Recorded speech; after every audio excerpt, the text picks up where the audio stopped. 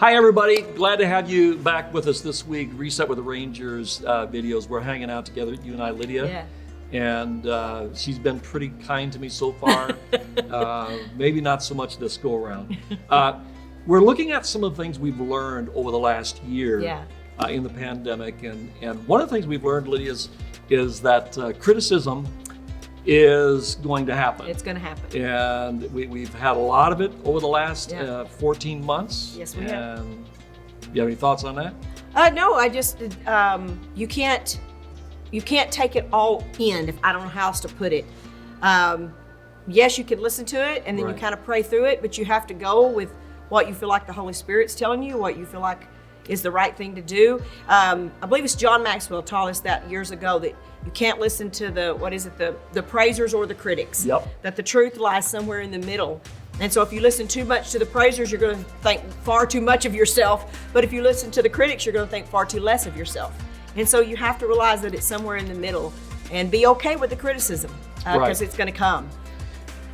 But let's just be honest, Lydia, we've never experienced the level of, and this isn't a whining session, it's just honestly, it's just the truth, It's just the truth. No matter what decision I made as the senior leader of New Life Church, it was wrong with 50% of the people. During the racial unrest, when it was, or the politics, the election cycle, the masks, that's still an issue, oh my gosh. And as a pastor, leader, Lydia, we had to really listen to people and discern whether the criticism was valid.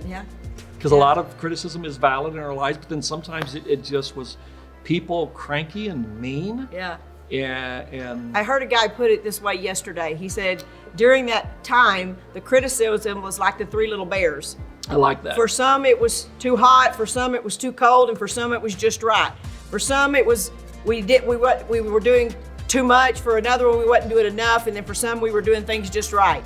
And so, you just got to kind of, like you said, look at it, analyze it, but then if it's not merited, then throw it out and keep going. You just got to keep going. Well, one of the things I would say as we wrap this part up, Lydia, is listen to the people that you know love you. Yes. This is a principle in John 4 when Jesus said, to the Pharisees, your criticism means nothing to me because the love of the Father is not in you. It's not in you. The principle for me is if you love me, you can criticize me. You can tell me anything. Lydia, she does, but always in love. But here's my point. Find the right people to speak into your life. Yes.